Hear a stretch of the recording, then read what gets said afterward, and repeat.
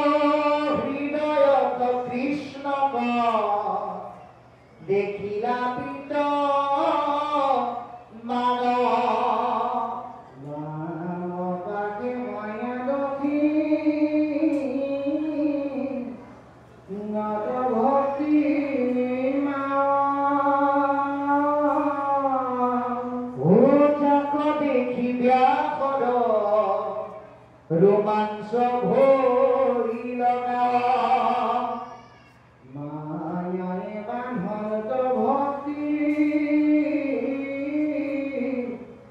मातृ मेला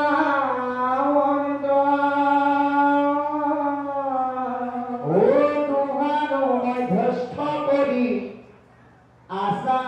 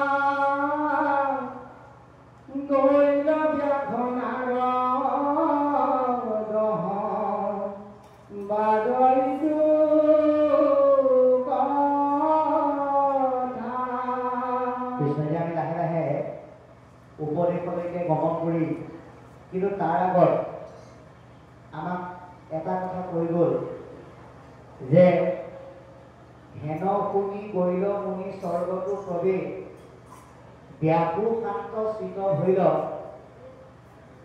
পায়া উপদেশ।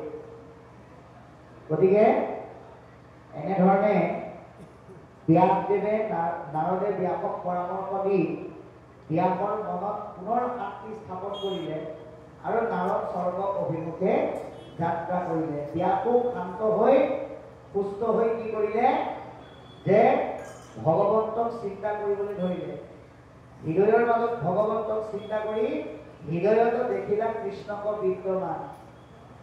ঈশ্বৰ কৃষ্ণক পাছে কৰিলত ধ্যান হৃদয়ত কৃষ্ণক দেখিল বিদ্যমান। ভগৱন্ত কৃষ্ণক চিন্তা কৰি থাকোঁতে ব্যাসদেৱেও সেই নাৰদে কোৱাৰ দৰে সেই ঈশ্বৰক হৃদয়তে পালে। কাৰণ গুৰুৰূপেহে নাৰদ আহিছিল, ব্যাসৰ গুৰুৰূপে আহি সেই জ্ঞান প্ৰদান কৰিলে। সেই জ্ঞানৰ পথেৰে যাত্ৰা কৰি ব্যাসদেৱেও ভগৱন্তক হৃদয়ৰ মাজত দেখা পালে। কি ৰূপে দেখা পালে যে বাম পাশে মায়া ৰখি নত ভক্তি মাও, বাওঁফালে মায়া মাতৃ। আমাৰ যে এই চেলেন ভাতটা আমি এই ঢাকি লৈছো কিয়? এইটো মায়াৰ প্ৰতি।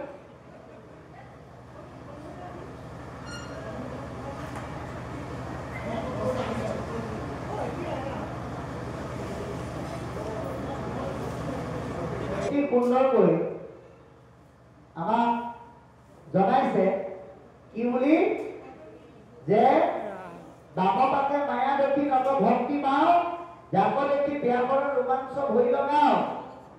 বাওঁফালে মায়া, দক্ষিণত ভক্তি মাতৃ।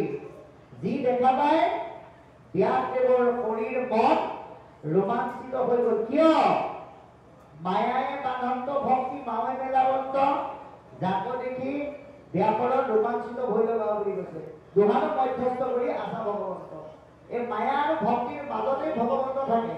গতিকে আমি ভক্তিৰে তেওঁক চিনি পাবৰ কাৰণে যত্ন কৰিব লাগিব। বন্ধৰ মুখ্যৰ সেইটো দেখিলে আমাৰ দেখি ভাগৱত শাস্ত্ৰত আছে কৰিলা হৰিকি। বন্ধৰ মুখ্যৰ কাৰকটো দেখা যায় ব্যাসদেৱে জীৱন বন্ধনৰ পৰা মুক্ত কৰিবৰ কাৰণে ভাগৱত শাস্ত্ৰ প্ৰণয়ন কৰি শুকদেৱক পৰম ৰহস্যৰ সৎ সংসাৰৰ তৰণৰ পথ ভাগৱত গ্ৰন্থৰ মাধ্যমেৰে প্ৰকাশ কৰি আমাক সকলোকে কৃপা কৰি থৈ গৈছে। কাৰণ এতিয়া শুকদেৱো নাই, ব্যাসো নাই, পৰীক্ষিতো নাই, শুকদেৱো নাই, মৈত্ৰেয়ো নাই, বিদুৰো নাই, আছো ক'ত? আপুনি আমি। গতিকে আমাৰ কাৰণে এইখিনি পৰম কৃপা তৰণৰ কাৰণে দি থৈ গৈছে।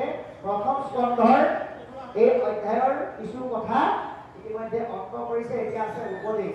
কৃষ্ণ